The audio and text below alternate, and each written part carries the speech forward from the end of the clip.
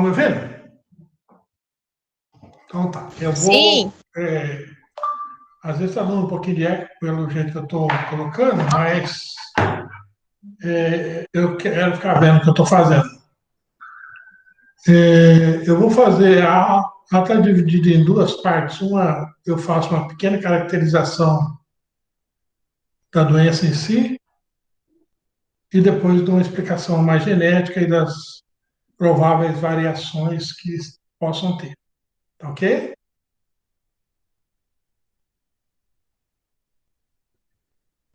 Ok? Sim ou não? Então tá bom. Bom, então nós vamos estar falando sobre. Eu sempre, na realidade, nunca falo somente de anemia falciforme, mas vou falar aqui só de anemia falciforme, porque a gente engloba ela dentro das hemoglobinopatias, né? Ela é a principal hemoglobinopatia, a mais presente aqui no Brasil, mas nós temos ainda algumas outras hemoglobinopatias, principalmente aqui no Paraná, nós temos bastante, Estado de São Paulo, Santa Catarina, nós temos algumas talassemias bem presentes, devido à quantidade grande que nós temos de imigrantes italianos. Tá? Então, vamos lá mudando. Então, o que é hemoglobinopatia, né? Hemoglobinopatia, ela está dividida assim, um grupo de doenças em que ocorre alteração da produção da hemoglobina. Todo mundo lembra da hemoglobina, mesmo o pessoal da psicologia sabe que hemoglobina, né, a molécula que está presente nas hemácias e que vai permitir as trocas gasosas no nosso corpo. Então, as hemoglobinas, hepatias mais presentes são realmente a anemia falciforme e a talassemia no Brasil, mas existem outras, HBC, HBE, HBD e várias outras hemoglobinopatias, né, com não tanta frequência no meio da população brasileira. Mas falando então um pouquinho da anemia falciforme. A anemia falciforme ela é uma doença caracterizada, né, onde ela tem a produção de glóbulos vermelhos anormais, né, ou também chamada de anemia drepanocítica, devido a essa alteração que ela tem na hemoglobina, né?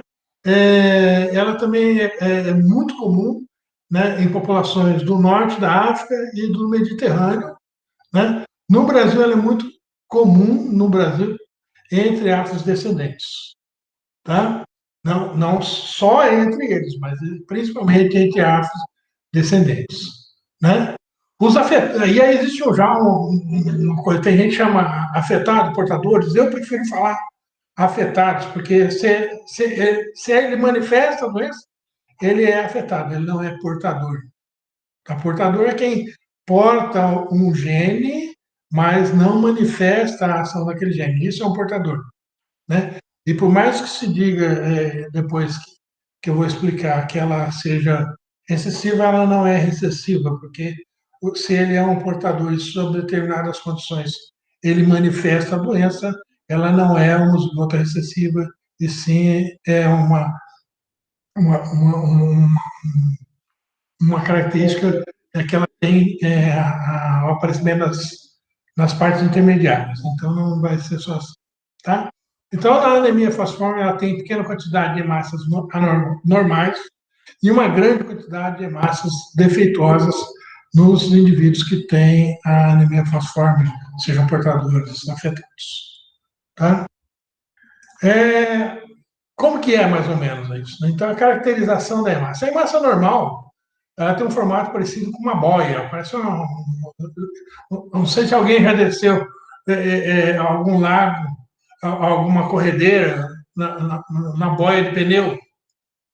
Acho que vocês nunca fizeram isso, muita gente não deve ter feito essas coisas, né? Ou então lembra aquela boia de cavalinho que vocês vão, muitos devem ter ido em piscininha com aquela boinha que não presta. É mais ou menos aquilo. Na verdade, é só que ela faz um afunilamento, ou parece um pneu, vamos dizer assim, né? Mas ela é maleável, né? Então ela tem essas condições todas que favorecem aquela passe e possa circular corretamente nos nossos vasos sanguíneos, né? Quando ela assume a estrutura falciforme, né? O que ela tem? Ela tem um formato de uma foice, por isso que meu nome falciforme, né? É, é, e elas perdem elasticidade. Na realidade, elas acabam até precipitando a hemoglobina, e por isso, pela precipitação da hemoglobina dentro das hemácias, é que a hemácia assume essa estrutura e aí vai causar vários problemas que nós vamos ver a seguir. Né?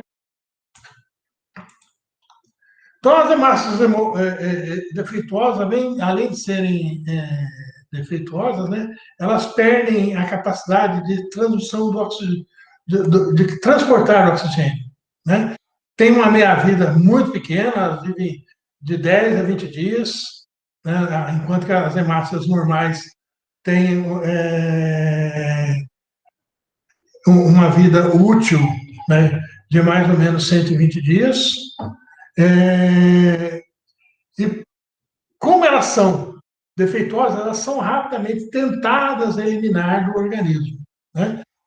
Nem sempre nós vamos conseguir, as pessoas que têm o problema vão conseguir. Isso vai gerar vários problemas por ela não conseguir eliminar todas as hemácias ou os resíduos dessas hemácias que vão ficar no organismo. Né?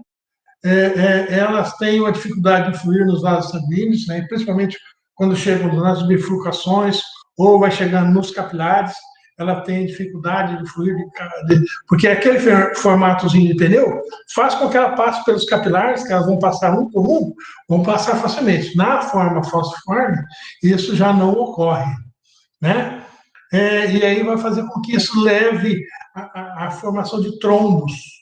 Né? Não sei se não lembra o que é trombo. Tá? Então, isso vai causar ao indivíduo muita dor, vai causar coisa, pode inclusive levar a AVCs, né, em alguns casos, que esses indivíduos estão mais sujeitos a terem AVCs devido aonde esses vasos vão sendo interrompidos. Né? Como que é isso? Então, como que é essa estrutura da hemoglobina? Primeiro, nós temos que falar um pouquinho da estrutura bioquímica dela. Né? Lembrar que a hemoglobina que está presente, ela tem o chamado grupo M, né? Que dentro da molécula existem vários, né?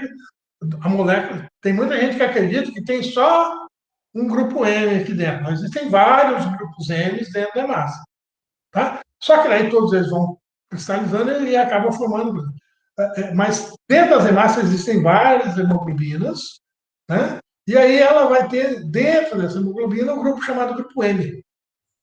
Tá? O grupo M é o responsável por captar e fazer o transporte do oxigênio. E a hemoglobina em si, ela, na realidade, ela é devido à ação de dois genes, né? Que formam duas cadeias, que são chamados cadeia beta e cadeia alfa. Tá? Isso é a parte de estrutura bioquímica dela. Isso é uma molécula normal, ok? Vamos ver agora como que ocorre isso. O que é geneticamente a estrutura genética da hemoglobina? Aí as coisas começam a complicar um pouco mais, tá? Porque aquilo é o normal, é o ideal. As nossas hemácias normais, a maioria de nós que não temos um problema, temos essas hemácias normais, né? Só que existem várias cópias daqueles genes da cadeia alfa e da cadeia beta, tá? Existem várias cópias. Lembra que eu falo para vocês, quando nós estamos trabalhando aqui, que nós temos, por exemplo, os genes dos ribossomos, que nós temos várias cópias? Tá? Nós temos várias cópias, então, tanto da cadeia beta como da cadeia alfa. Só que elas recebem, ao longo do tempo, vão recebendo outros nomes. Por exemplo, nós temos alfa 1, alfa 2, por quê? São pequenas variações, são polimorfismos que existem, e existem cópias desses genes, algumas com defeitos que não são funcionais, e outras que não são com defeitos que não são funcionais.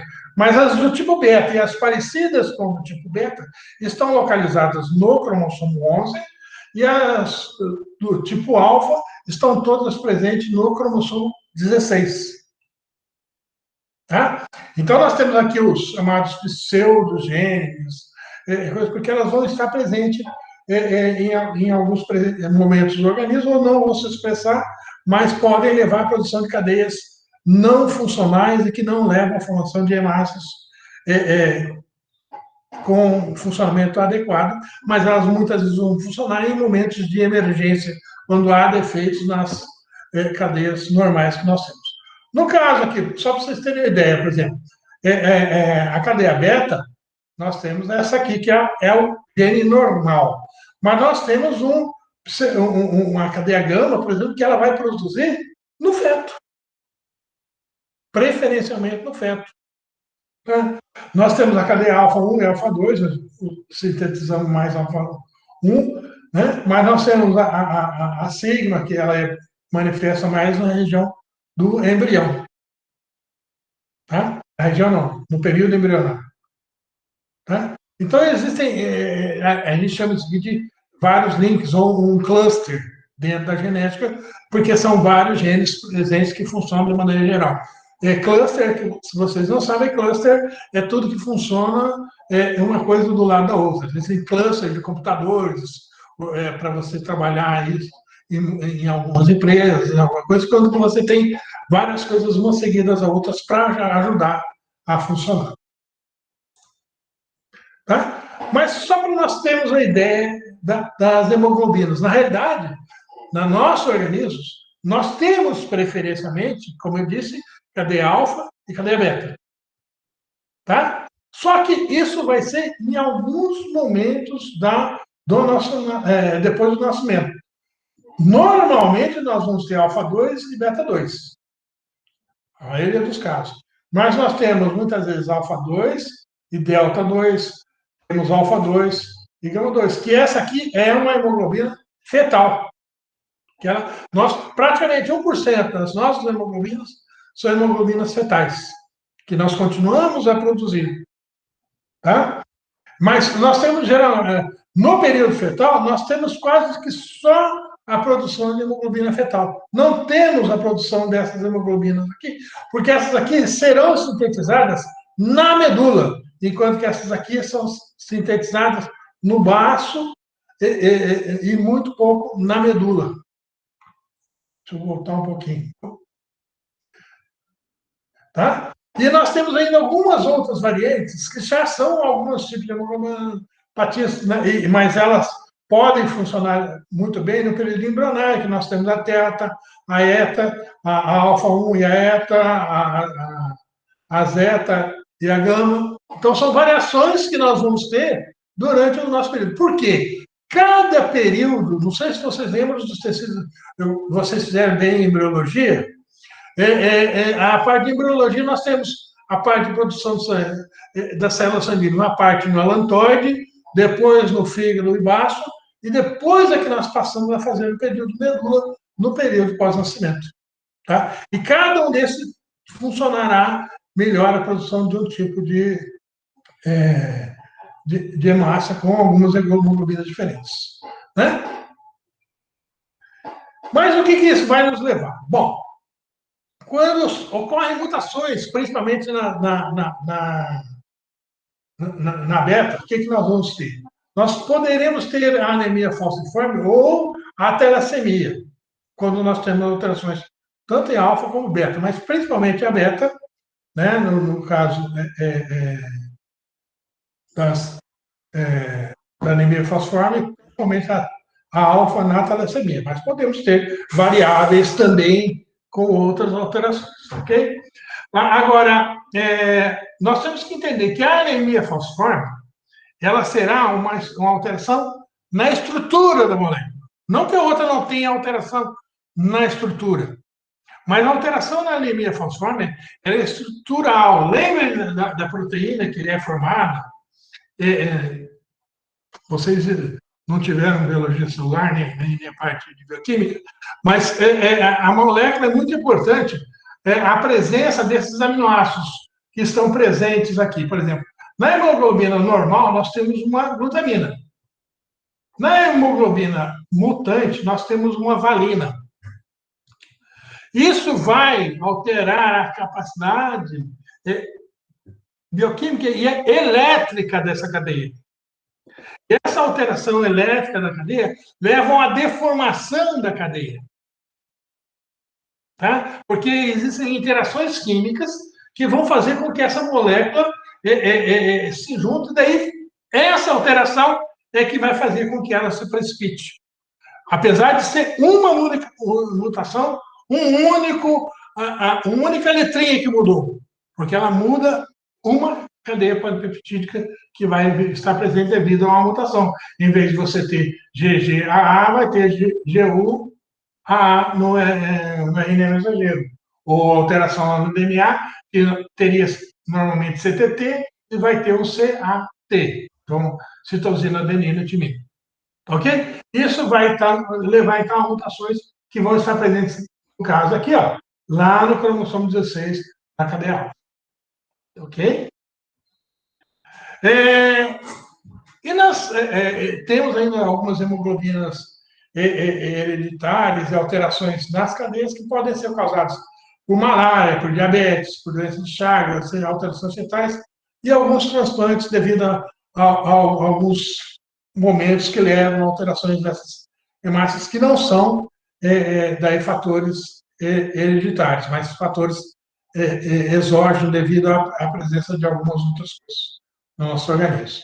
As manifestações clínicas é que os indivíduos afetados pela hemoglobina fetal, eles vão ter, estarão sujeitos a terem muitas infecções, e o próprio nome diz, eles vão ter anemia, então eles vão ter aquele olho bem amarelo, é uma das características você olhar os indivíduos que têm anemia, principalmente a anemia falciforme, os olhos amarelados, ou na talassemia também eles têm os olhos amarelados, aquela cor quase de característica da presença do grupo M circulando no organismo. Tá?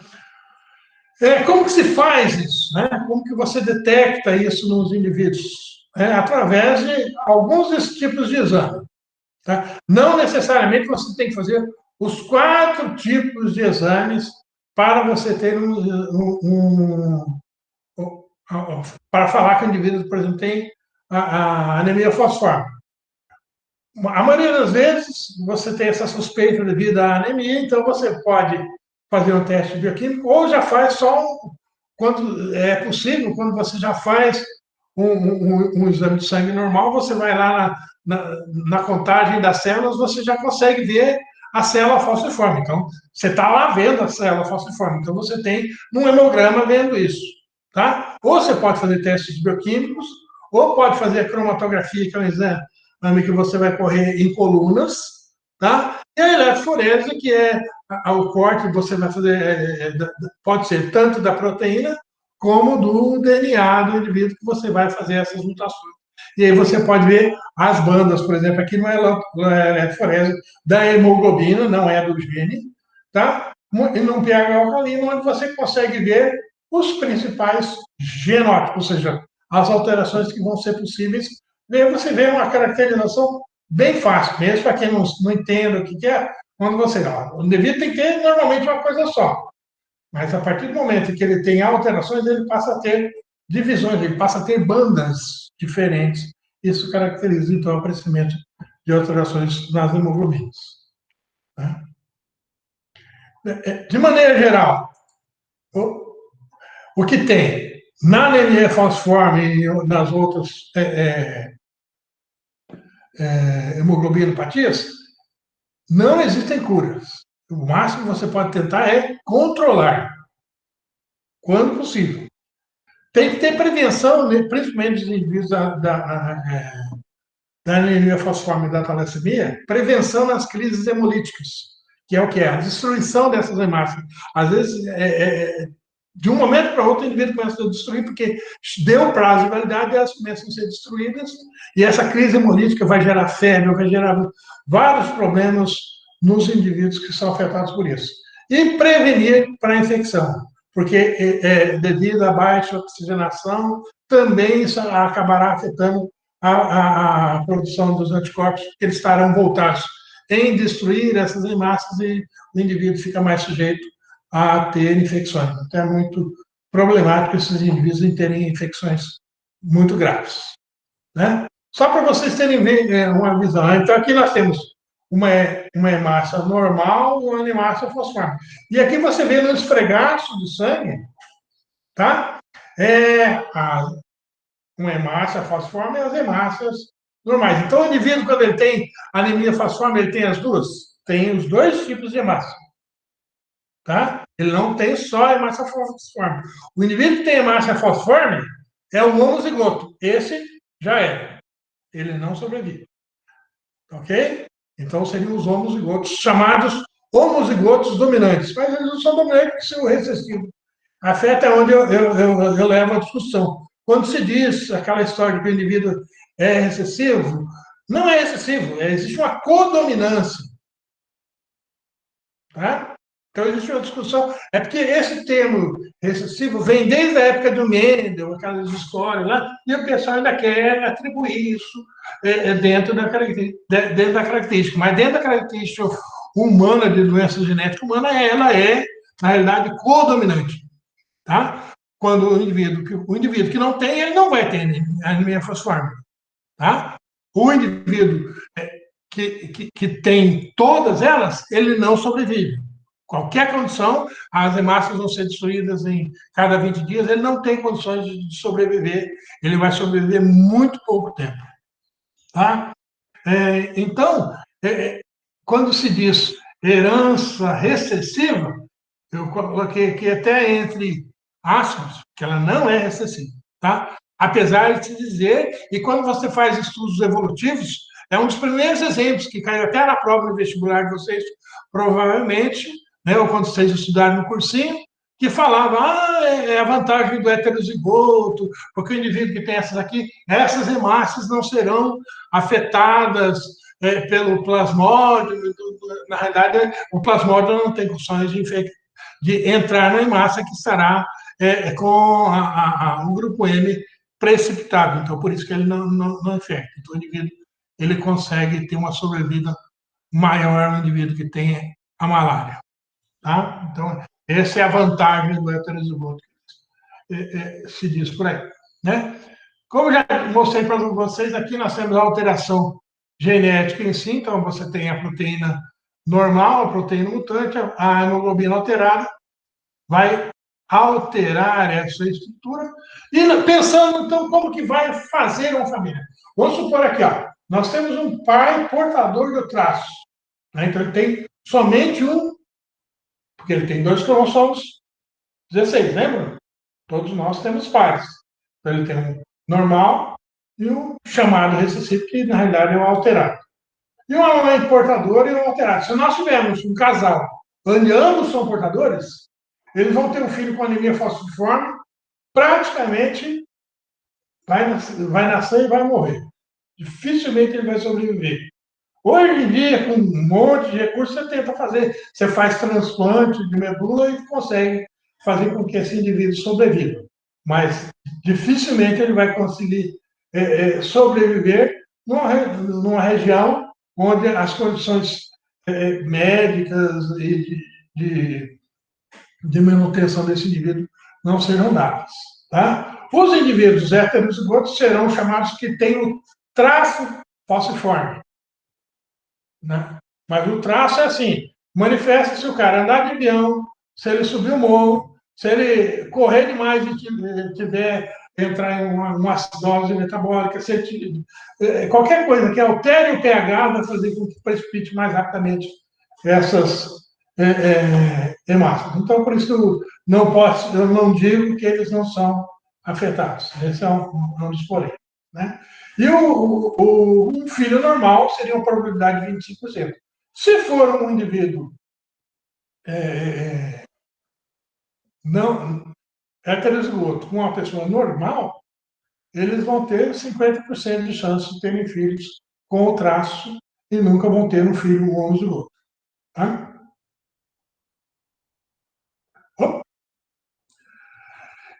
Uma coisa que vai aparecer também na parte clínica é que esses indivíduos vão ter hipotermia, hematúria. Você sabe o que é hematúria?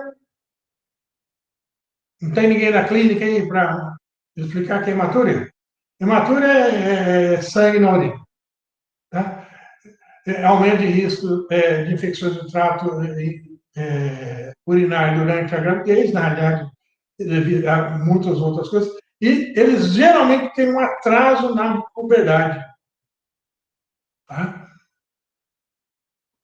Então, aqui mostrando mais ou menos como vai ser a passagem das hemácias nos vasos, e aqui como elas vão começar a se enroscar e provocar a formação de pequenos trombos, e quando fica muito grande, leva a uma trombose grande, e por isso esses indivíduos têm dores terríveis, principalmente nas articulações.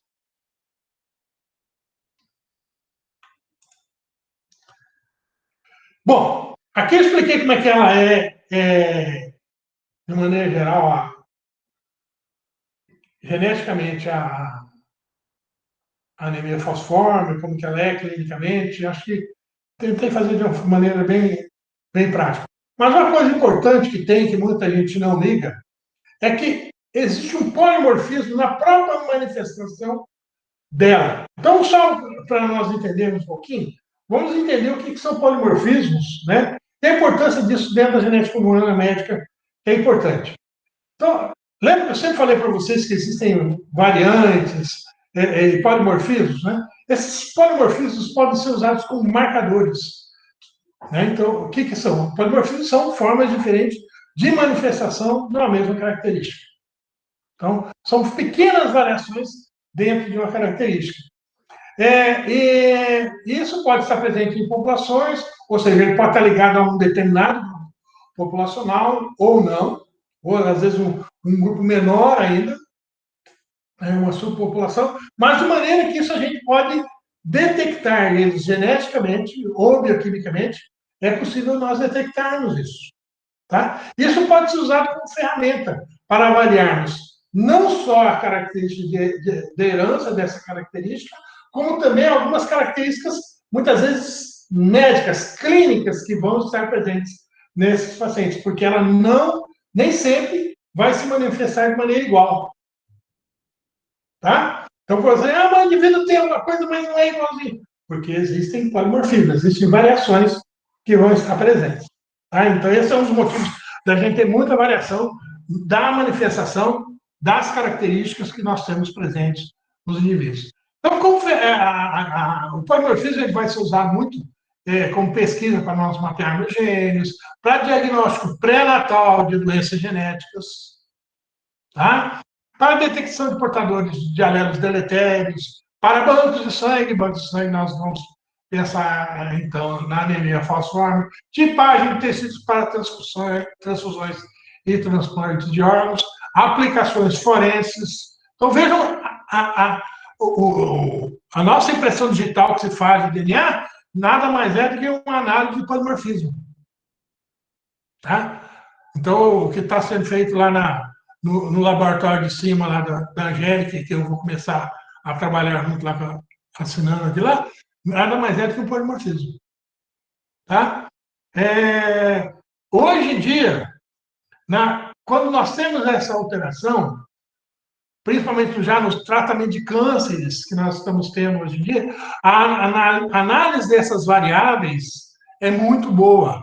E ela permite, muitas vezes, você fazer medicamentos específicos devido ao tipo de alteração que o indivíduo tem. Então, nós temos, vocês já ouviram falar de medicina personalizada, ela nada mais é do que ver o tipo de alteração genética que está levando àquela alteração, seja um câncer ou uma outra doença genética, e ver se existe um tratamento específico. Tanto que hoje nós temos uma área muito grande chamada de genômica ou farmacogenômica, né, que é a análise disso para a gente fazer esses tratamentos. Então, assim, é uma área que tem muito crescimento e que vai precisar de muita gente para fazer aconselhamento e tratar os danos mentais que esses indivíduos vão ter, que vocês vão ter que cuidar.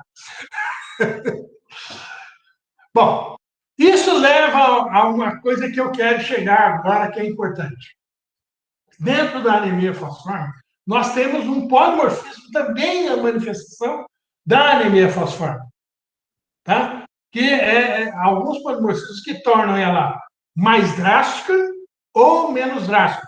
Ou seja, elas têm comorbidade maior, uma comorbidade menor em alguns indivíduos. Isso é devido ao que? A aplótico. Né? O que é isso, gente? Quem sabe o que é aplótico? Ninguém na medicina está assistindo? Porque eu já dei essa aula explicando o que é aplótico para eles no primeiro ano. Aplótico nada mais é que o polimorfismo. Tá? Ou seja, vamos pensar um pouquinho na época de Mendel. Lembra quando vocês aprenderam de azão, azinho e azinho? Tá? Azão é um artiplótico, azinho é outro aplótico, e azinho é outro aplótico. De maneira geral.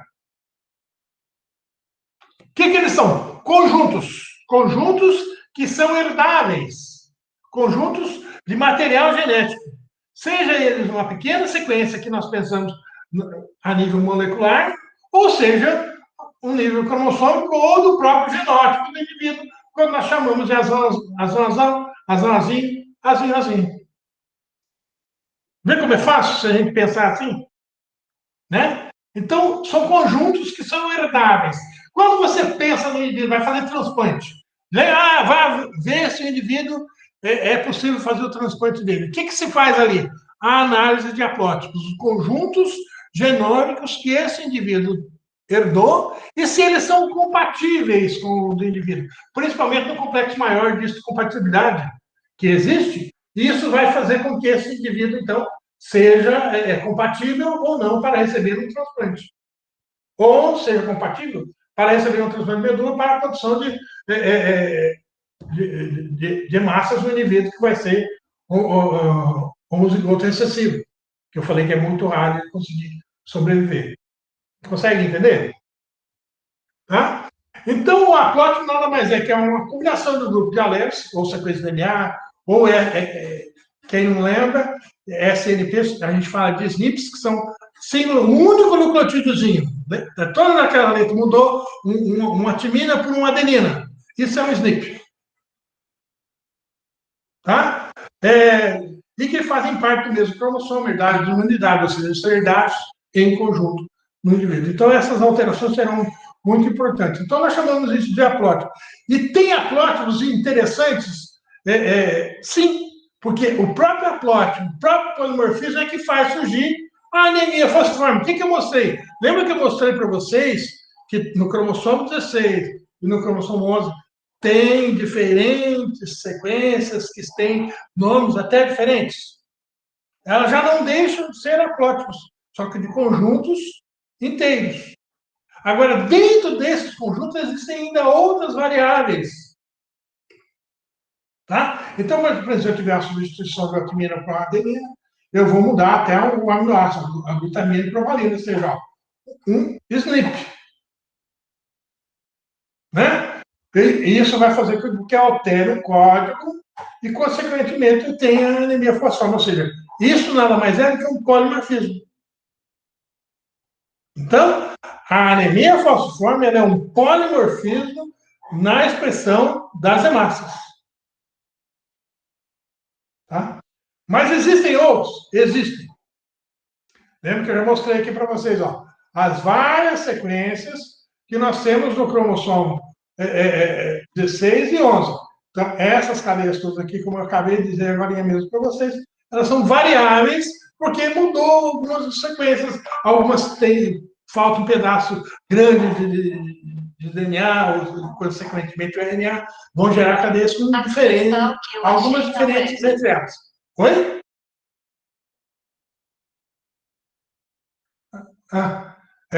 Foi a porcaria do celular que falou sozinho aqui. Eu achei que era você. Né? Bom, mas o que tem a ver o argótipo na anemia falciforme? Além daquelas sequências, junto a essas outras características, nós podemos ter, devido à maneira como vai se manter isso no nosso organismo, como eu disse, pode persistir, por exemplo, a hemoglobina fetal, ou pode persistir uma outra cadeia. Se o defeito for grande, por exemplo, na cadeia beta, ela às vezes não será produzida, devido à mutação que ocorreu nela. E aí o nosso organismo tenta produzir outras. Isso vai dar variáveis que vão tornar o indivíduo com a doença mais grave ou menos grave. Então, são os haplótipos que existem de todo esse conjunto. Tá? Como que nós vemos isso? Vemos isso de maneira molecular, usando o quê? Enzimas de exceção.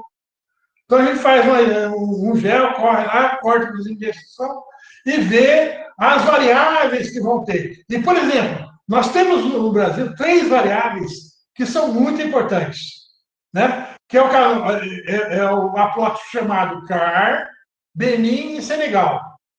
Por que eles têm esse nome? Porque eles são haplótipos que vieram das populações originais. Né? Lembra que nós temos aqui afrodescendentes.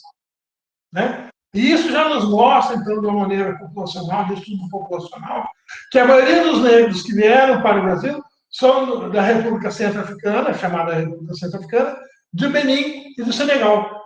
Né? Porque são os tipos de mutações mais presentes na nossa população. Só que o Benin e Senegal, nós temos uma anemia falciforme não tão grave. Ela é grave. Mas a CAR, ela é muito mais grave que as outras. Tá? Então, tudo isso é importante quando você analisa e vai ver a manifestação que esses indivíduos vão ter geneticamente na manifestação das suas doenças. Isso, consequentemente, vai gerar todo um ônus, toda uma característica diferente nesses indivíduos, nessas famílias. E o mais interessante é que, às vezes, nós, como tem as misturas, nós temos misturas, às vezes, de indivíduos CAR com Benin, porque existem variações, principalmente nos homozigotos. Então, aí fica muito mais difícil você fazer o transplante de medula, tal, com esses indivíduos homozigotos. Por isso que eu falo que é muito mais difícil a manutenção desses indivíduos vivos. Então, era isso mais ou menos que eu queria falar para vocês. Aqui eu tenho uma pequena bibliografia do que a gente geralmente usa para falar com vocês. E agora eu quero mais ouvi-los, ver que as dúvidas, eu espero ter deixado dúvidas, que é o mais legal. Wagner e o pessoal que está aqui presente, queria agradecer, né, o Wagner para a gente abrir, mas eu queria aproveitar e apresentar o professor Jefferson, que veio prestigiar nossa palestra, professor da Social, que vai estar entrando, colaborando com a gente. Esse é o Jefferson, esse é o professor Wagner, que é o coordenador do Eu já pensei que você chegou atrasado. Ele já se apresentou, então? Já, ele foi o segundo a entrar, eu gostei dele, pontual. Mas então apresenta aí, pessoal que chegou depois, tá? Esse é o professor Jefferson que vai estar colaborando conosco, então, tá? Obrigada, professor. Eu que agradeço a oportunidade de estar com vocês. Né? Muito bom. Meninada, fala alguma coisa, por favor.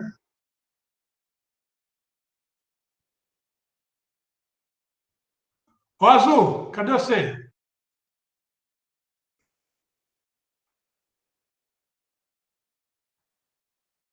Tô triste com vocês. Ninguém faz pergunta. A Luísa não está presente, não, professor. Ela estava, ela fugiu. Aí, Ilma, faz você uma pergunta.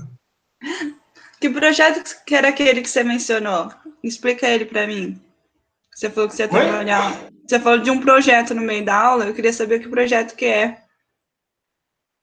Da professora que você vai trabalhar junto? E nem ele lembra mais o que ele falou, tá vendo? Não, é que eles precisam de um biólogo para assinar os exames de paternidade. E eu vou ter que assinar. Então, vou entrar no projeto. Tem que estar um tonto para assinar lá. Mas eu achei que tinha a ver com a anemia falciforme. Não, é o que eu falo. Não, eu falei de polimorfismo. Tá. É a análise de polimorfismo. Entendeu.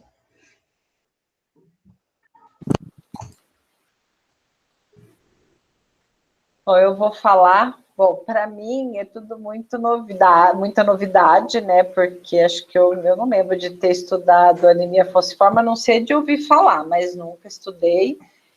E acho que realmente, assim, por tudo que você coloca, né? E a possibilidade aí da transmissão, então, o quanto ela é grave, né? As características que você coloca, né, de infecções constantes, da possibilidade de AVC, né, das dificuldades aí que vão acontecer, das alterações que vão acontecendo no organismo em função dessa anemia falciforme. Eu particularmente, assim, não sabia da gravidade, né? Conversei um pouco com o professor Jefferson, ele sinalizou algumas coisas, mas como eu não conhecia a parte biológica, a gente pega a informação, né? É grave, mas realmente, conforme você vai colocando e a transmissão, né? A descendência, aí como vai... Porque nós somos muito baseados, até o Jefferson está falando, nós somos baseados basicamente no teste do pezinho, que é um teste de precipitação que ele faz ainda por cima atrasado. Aqui no Paraná, por exemplo, eles são todos centralizados em Curitiba. Então eles vão lá, furam o pezinho do nenê, botam no papelzinho, espera juntar um tanto, daí depois de um tanto eles mandam para Curitiba. Aí Curitiba espera juntar um tanto para fazer isso, porque é da bioquímica, daí o cara tem que recortar, fazer o papelzinho. Isso demora quase 2 meses, para ser 2 a 3 meses. Daí que o pai vai receber o resultado, se tem alteração ou não tem. Né? Então, já é um fator complicante.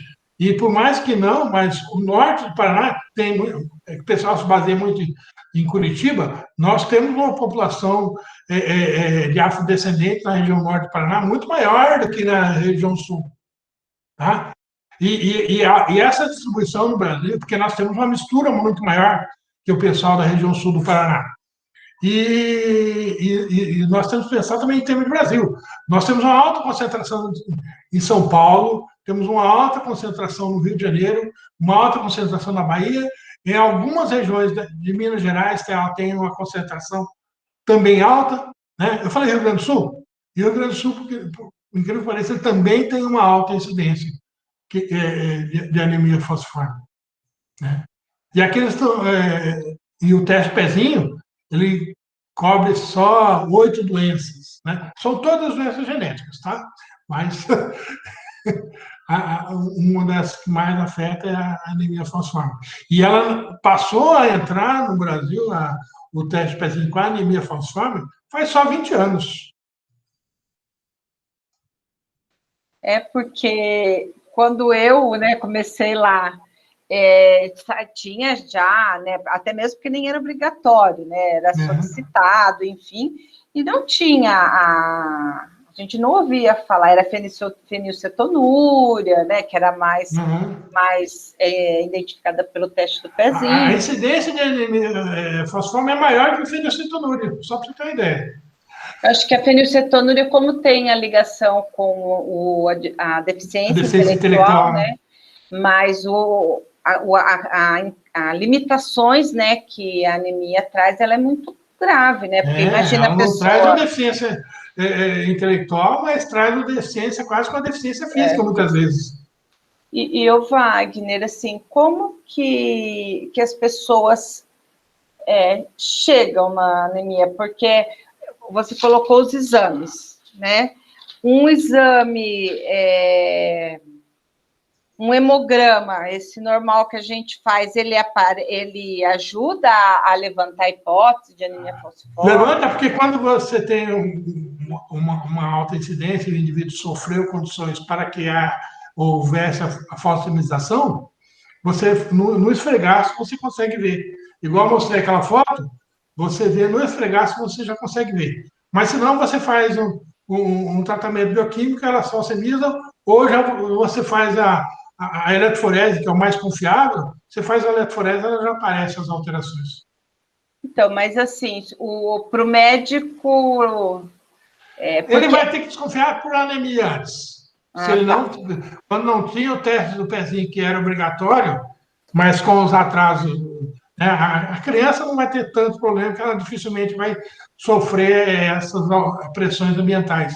Mas a partir da primeira infância já começa a ter problema, principalmente se ele tiver o CAR, que é muito mais, existe um aprótico com mais complicações.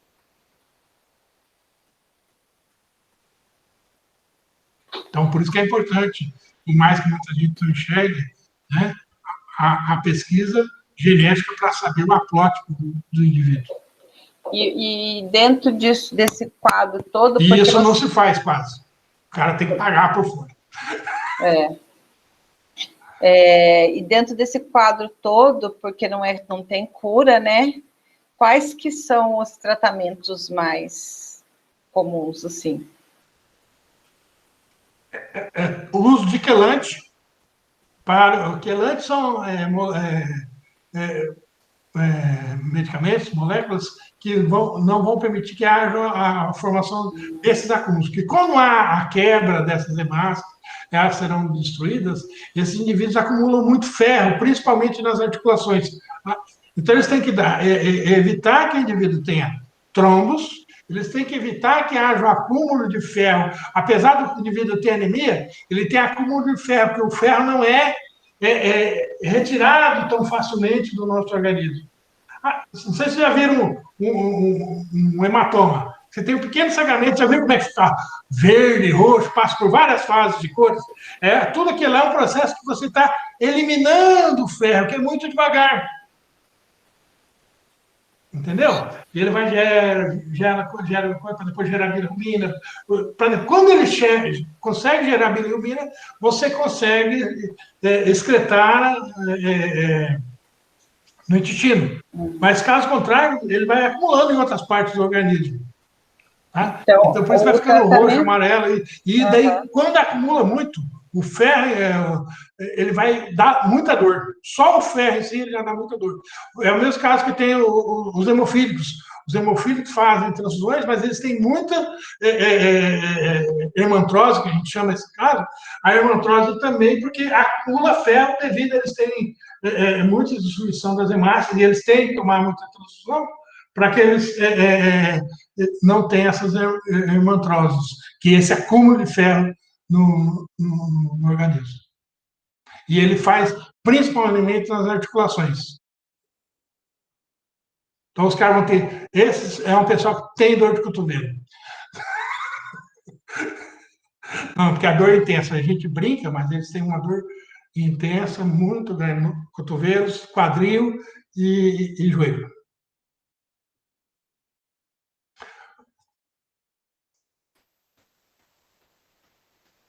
Bom, o microfone está aberto, tá? Eu agradeço, viu, Wagner? Obrigada.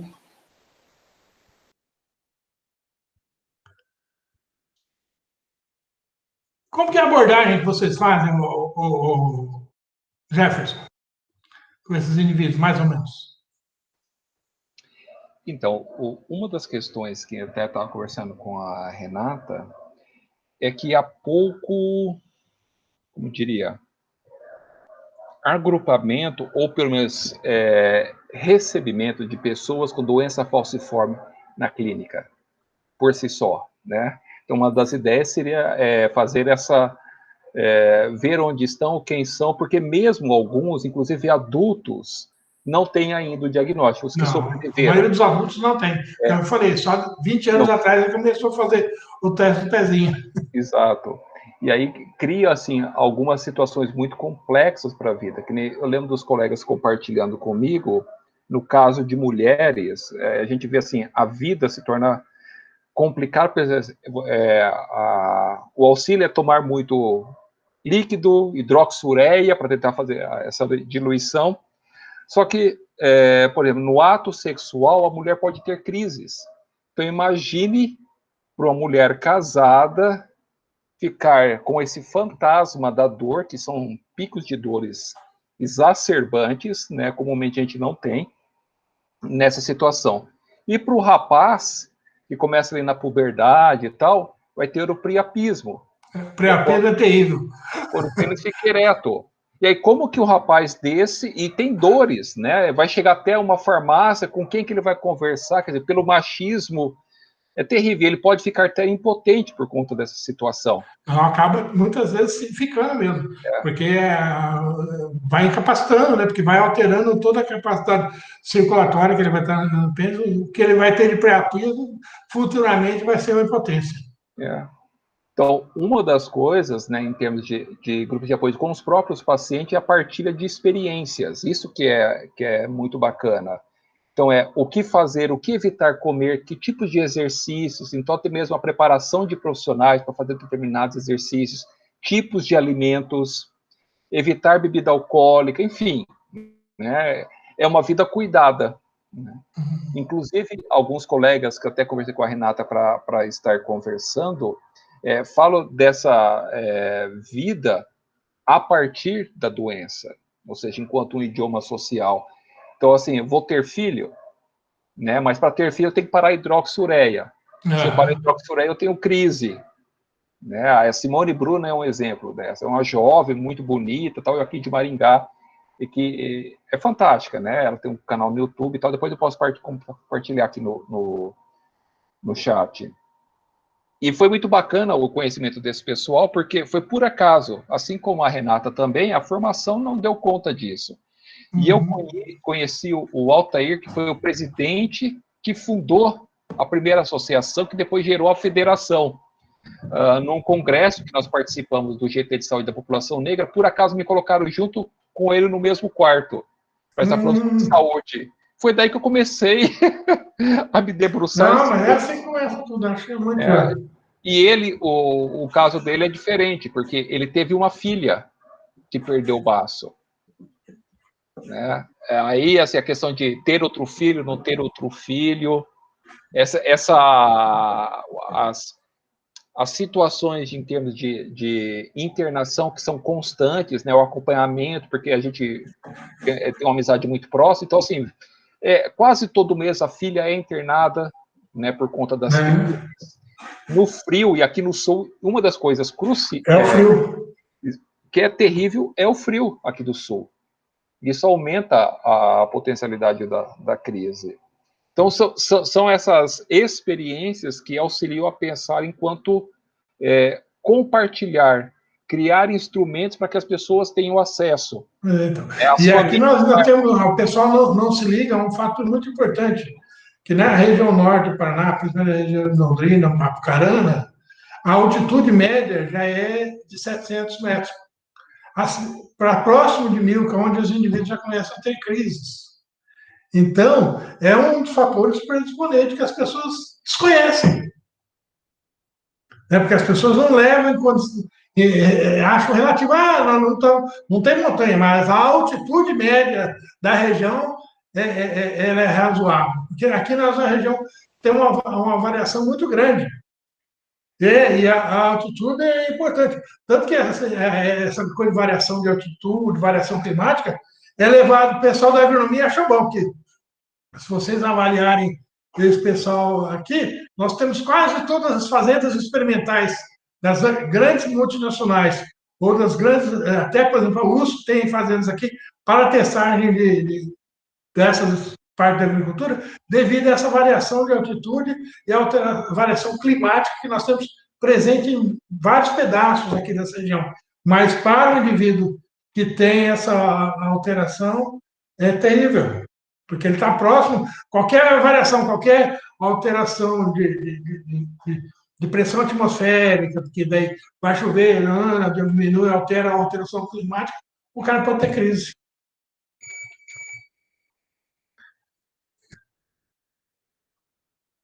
Tem o celular apitando que são 7 horas. É mesmo, hein? Ah, louco, hein? Eu achei que ia falar pouco, falei muito. Eu achei que foi um tempo bom, Wagner. Acho que foi legal. Eu tentei resumir bastante. Acho que até cortei um pouco, mas tentei tornar mais. Eu acho que foi um bom achei, começo. Assim, a presença do Jefferson, acho que ele vai ser bem-vindo. É um um ganho que a gente tem, um trabalho a mais para a gente fazer aqui. Eu falei, trabalho não é problema, a gente faz. Se eu não faço, vocês fazem. E eu que agradeço a oportunidade de estar com vocês. É fantástico isso.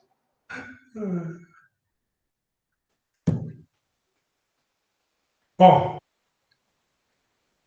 acabou, né? Porque o Gente, Gabriel quer já falou. encerrar? Boa noite, parabéns. Ah, isso eu não quero saber, eu quero saber assim.